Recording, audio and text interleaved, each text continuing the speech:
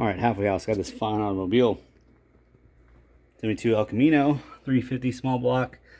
My buddy bought this from one of his buddies, deceased buddies. So, friend of friend deal, restored probably in the 90s. And he promptly caught it on fire, burned up the whole engine harness, paid somebody a bunch of money to put it together, bought a whole engine harness for it, and nothing really worked right. So he had some auxiliary gauges. I cut all that crap out and still couldn't get anything to work. So this is supposedly a brand new M&H harness, which I know they make a good product. So I'm like, all right, let's pull that harness off and see what's going on. This is what the inside looks like. You got several pins not all the way in. I don't know what that goop is. So because I was like, dude, you got like, you know, 2 of every plug. Like, what's going on? I pulled this entire harness out, and the only wires that went to anything were the 2 for the starter relay. Nothing else was plugged in. And he paid thousands of dollars for this guy to rewire this thing. Also, see if I can find it real quick. This wire, I don't know what that goes to. Completely melted still. I cut probably 18 miles of wire out of this already.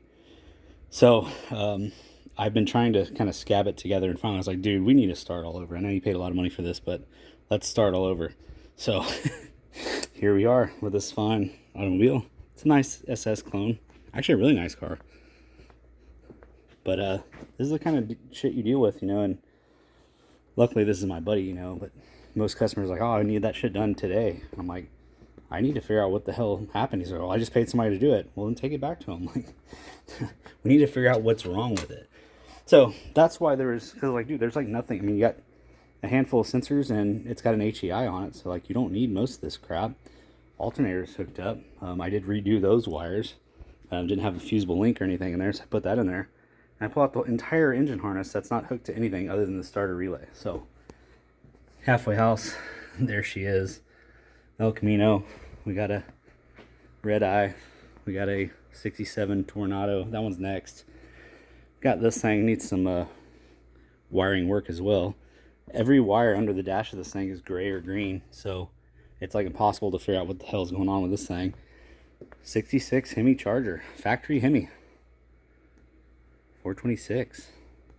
So anyway, I got plenty to do over here, but I thought that was hilarious. I had to make a video because I was like, dude, you got wires going to nothing, you know, like this shit like this. I'm like, what is that?